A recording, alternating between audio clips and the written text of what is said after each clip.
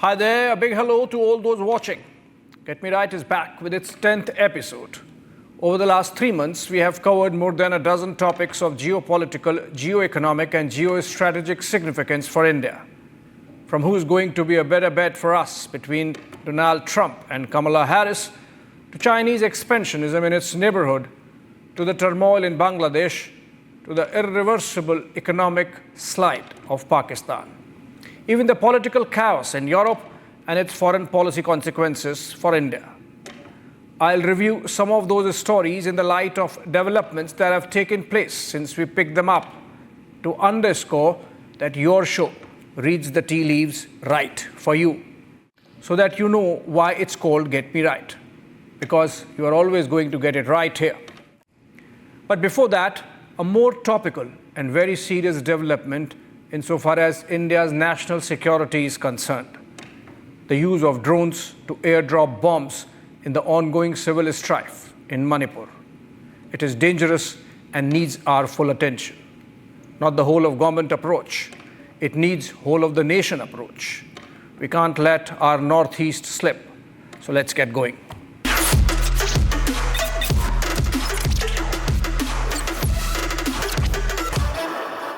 Last week on September 1, reports emerged that amidst recurrent violence in Manipur, police had detected the use of drones to airdrop bombs in the Kutruk of Imphal West, allegedly by militant groups affiliated to the Kuki tribes.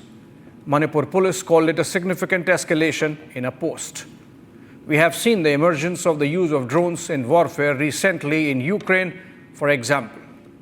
Militaries around the world, including the Indian Defence Forces, are closely studying the impact of this new technology on war fighting. But before I take a deep dive, some recap of the Manipur strife is in order. Last year, on April 14th, responding to a writ petition by Meitei groups, the Manipur High Court instructed the state government to check whether it could recommend that Meiteis be declared a scheduled tribe in the state, and if yes, then communicate so to the central government. Seems innocuous judicial process. Nobody can stop a community from seeking a scheduled tribe status, and for a court to adjudicate on it, or for that matter, for a government to take a decision. As citizens of India, it is their right. But the order of a single judge of the High Court, who in all probability did not know of the sensitivities around the demand or the complexities of ethnic relations in the state, led to a strong counter-move, culminating in the Tribal Solidarity March of May 3, 2023. Now let's explain to you the players involved. Manipur is divided into the Imphal Valley in the middle and the hill regions surrounding it from all sides. This geographical divide is coterminous with an ethnic divide. A majority of those living in the valley belong to the majority Meitei community. Those living in the hills are tribals belonging to Kuki and Naga tribes. There's another divide. The Meiteis predominantly identify themselves as Sanamahis or Hindus. Some of them, Meitei Pangals, are Muslims as well. The Kukis and Nagas, on the other hand, are predominantly Christian. But it does not stop there. In the case of hill tribes, there are cross-state affiliations with both Kukis and Nagas spread across the northeast states of Mizoram, Nagaland, and even Assam. And it does not stop even here. In the case of Kukis, also referred to as Kuki Zo, there are cross-national affiliations with their co-brothers living across the borders in Myanmar's troubled northern parts. But more of it a little later. Coming back to the present strife, the central Imphal Valley accounts for about 10% of the landmass of Manipur and is home to the Meiteis, accounting for roughly 65% majority of the state's population.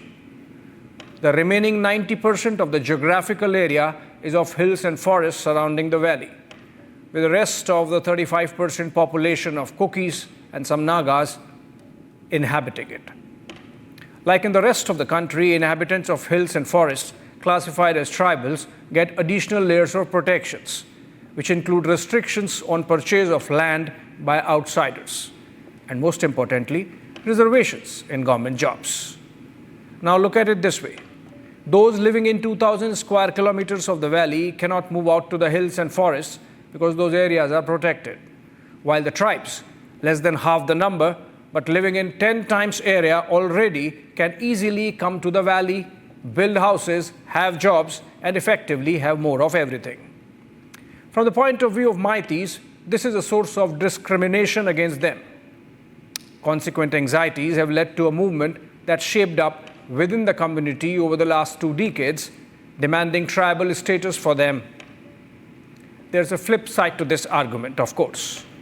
By the sheer force of numbers, the Meiteis corner a larger share of political space, with 40 of the state's 60 assembly constituencies located in the valley, and hence the political power traditionally resting with the Meiteis, which is the reason why Kukis feel intimidated at the thought of Meiteis getting more powerful if they also get benefits that follow from the scheduled tribes status. That hopefully explains the Meitei petition in the court seeking tribal status and the Kuki countermarch to oppose the High Court order. Justice Muralidharan, who gave that order, was panned by the Supreme Court for what it termed a bad in-law judgment, but the damage had been done. The May 3 Tribal Solidarity March in the hill district of Chura Chandpur turned violent and started a cycle of strife that has left 250 dead, hundreds more injured, and over 60,000 in various relief camps. I do not want to get into the identities, for it's not the purpose of this show to widen identity divide in Manipur or any part of the country. Irrespective of their community, those killed, injured, raped, or displaced are all Indian citizens. This is not the first time that we are seeing ethnic conflict in Manipur.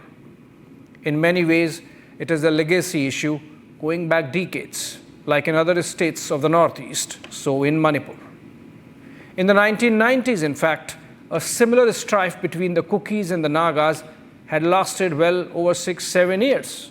This time, however, initially it seemed the governments, both in Imphal and New Delhi, were caught in a spunk. Some red herrings were missed. The High Court hearing in the Meitei petition, verdict on which was released on April 14, had in fact taken place on March 27, more than a fortnight earlier, and oral instructions were given. The Kuki build-up started immediately, culminating with the May 3 march that triggered the violence.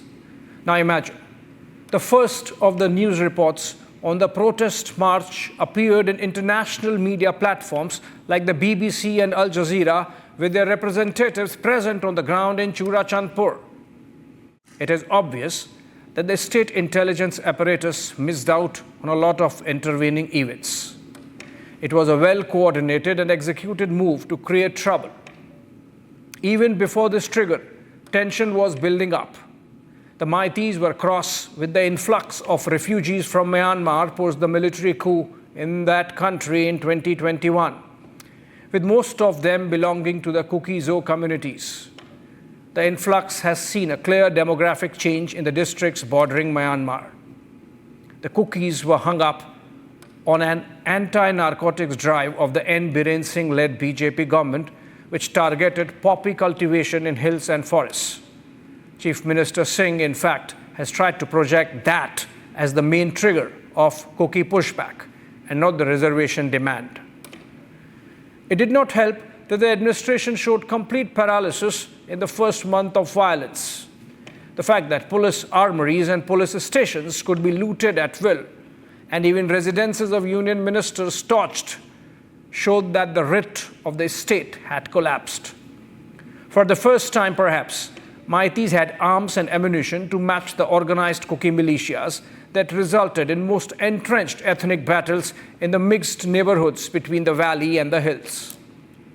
Manipur has seen a complete societal collapse, with all bridges burning between the communities. It has got reflected in the brutalities, including that gang rape of women in the initial days, the video of which emerged a few months back. Clearly, the state government was found wanting initially. The chief minister has been all over and many times gives an impression, through his social media posts at least, that he is perhaps not the one where the buck stops. The unified command overseeing security reports to the central government and not the chief minister. But that's no excuse. Heads should have rolled.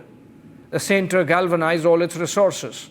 The home minister camped in this state for 4 days, and the situation was brought under control. If the intermittent cycle of violence has still continued, it is because vested interests have taken over from both sides. I hear that those indulging in back-channel dialogue to bring peace get targeted by extremist elements. Look at this case in which a Kuki leader's home in Churachandpur was targeted just because he happens to be from the BJP. This was last month. There has been a perception that the N. Biren Singh government has been soft on organizations like the Arambai Tengol and Maiti Lipun. Depending on whom you are talking to, even some in the security establishment and their nationalism cannot be questioned, say that the Manipur government could have made a little more effort to look neutral. Clearly, there's a scope for that even now. Be that as it may, the use of drones to deliver bombs adds a new national security dimension to the ethnic conflict. It should have all the agencies worried.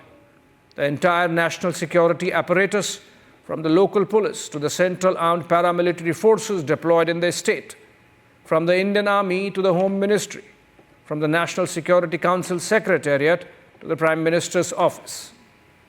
To bring to you this deep dive, I have spoken to half a dozen close watchers of Manipur, including 2 retired generals who have served stints in the state in the recent past. Remember, I mentioned increased influx of refugees from Myanmar post the 2021 coup by the Myanmarese army, called the Tatmadaw. While succeeding in displacing the civilian government, the army miserably failed to take full control of the country. By some accounts, the writ of Tatmadaw does not run in as much as 40% of the nation, from the Shan state in the east to the Rakhine province in the southeast along the Bay of Bengal to the Chin state bordering India's Manipur and Mizoram. A negative fallout of this disorder, from India's perspective, has been the galvanizing of dozens of militias, militant groups, and even terror organizations with overlapping objectives, filling the vacuum left by the Myanmari junta. Some of them, like the Chin National Army and the Kuki National Army, along with newly formed armed groups like the People's Defense Force, PDF, have created a loose transnational coalition that coordinates on arms, training, narcotics trade, indeed warfare in the region from northeast of India to the western Myanmar and southern Bangladesh. Remember Sheikh Hasina talking about a conspiracy to create a Christian state in this geography sometime before she was deposed in a regime change operation last month? She alleged that a Western power is conspiring to establish a Christian state in this region, like East Timor, with a military base for itself in the Bay of Bengal. We can't say conclusively if the conspiracy is of the United States or its deep state, but the US did indeed angle for a military base in the St. Martin's Island in the Bay of Bengal. Maybe unconnected with Hasina's comments made in the month of May this year, the Kuki Chin Mizo people have been calling themselves collectively as Zo people for some time. There is a clear aspiration among a section of them for a homeland called Kukiland or Zogam, which straddles parts of Manipur, Mizoram in India, the Chin state in Myanmar, and a couple of districts in the Chittagong division of Bangladesh. We have it from experts that the appearance of drones in ethnic conflict in Manipur is a well-planned operation of those forces and their foreign backers, about whom Sheikh Hasina spoke of. Listen into one of those. It's a game. It's a Bertel Lintner, that writer, if you recollect. He talked about a great game east, in Myanmar, this region, Myanmar region. So I'm not very sure about what the great game is as far as the United States is concerned. But But there are signs that China in particular, and also certain elements in Myanmar, and now with the happenings in Bangladesh, certain elements even from Pakistan-backed elements like ISI and all, they would be keen to actually exploit this vulnerability of ours. So it's a very serious national security issue. India's response must be not only firm but ruthless. It is no longer an ethnic strife. It has all the elements of a transnational movement with dangerous consequences for India's territorial integrity. Anticipating this, the Ministry of Home Affairs had stopped the free movement regime between India and Myanmar last year. But it is clear the measure was not enough. Look at these maps to understand the changing demographics along the border, and you would appreciate the scale of the dangers posed. While we do not control the complexities in Myanmar, I have it from authoritative sources that much of the present trouble could be plugged if we just focused on our own state of Mizoram. In the month of May this year, India's ace anti-terror agency, the NIA, arrested a couple of persons from Aizawl, bursting an arms trafficking racket going all the way back to China via Myanmar. If there are elements within the Mizoram power setup which are indulging with these anti-India transnational forces, they need to be taken down. Those in the know in the national security establishment know exactly who I am talking about. Make no mistake, the entry of drone warfare in Manipur is a turning point which needs to be tackled and nipped in the bud. Brooks no indulgence whatsoever. Give no quarters. That's the only national strategy needed in Manipur. In the beginning, I promised an update on how events have panned out on the topics that we have covered over the last 3 months.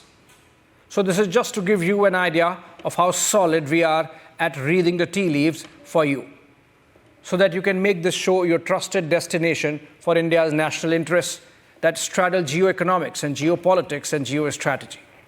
First up, in our first episode, we had picked up 2 topics.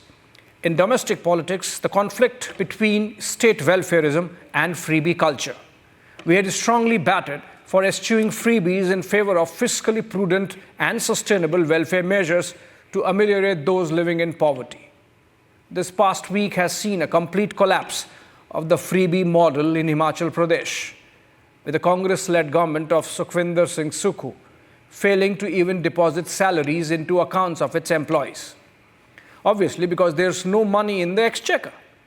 The Chief Minister has now announced that the salaries would come on the 5th of every month and pensions on the 10th day of every month. The broken window economics has come to bite the people of Himachal Pradesh from behind. Clearly a lesson in what not to do of governance. The second topic in episode 1 was the surge of right-wing in Europe. This past Sunday saw far-right party, the AfD, winning 2 crucial states in Germany, Thuringia and Saxony, consolidating the trend.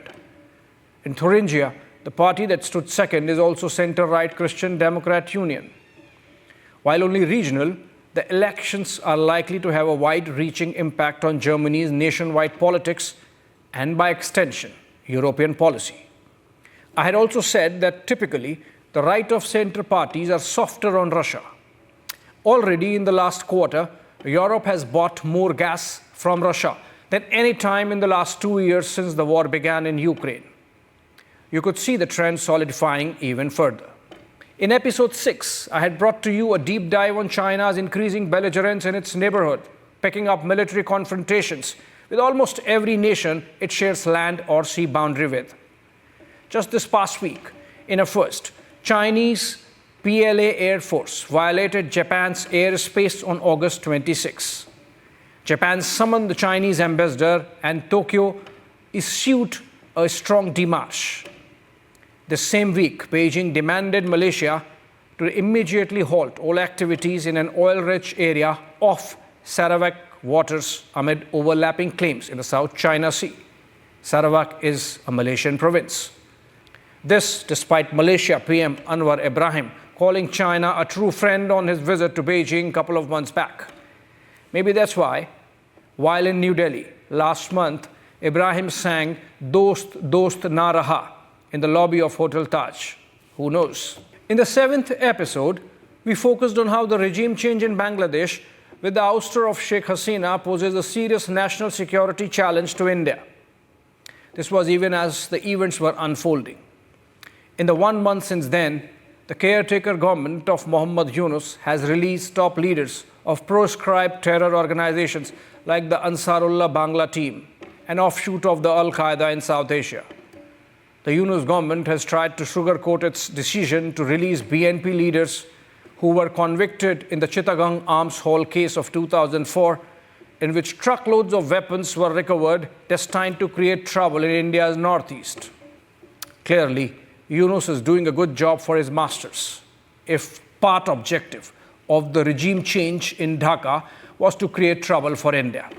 And in the hugely successful 9th episode last week, we had profiled the dire straits of Pakistan economy. Since then, the International Monetary Fund, IMF, has tightened the screws further on conditions to meet before it can release the promised $7 billion bailout package. It has asked Pakistan to pull back all power subsidies and instructed that not just the central government, but even the state governments cannot reduce rates of electricity that Pakistanis pay for. Imagine, with subsidy, common man in Pakistan is paying up to rupees 65 per unit. Without those subsidies, the power rate could go up to rupees 80 or even more. Imagine, who wants to go to Pakistan? I'm sure nobody from India. If you have something on your mind about India's national security, connect with us and we would get it for you. This is all we had this week. Thanks for watching.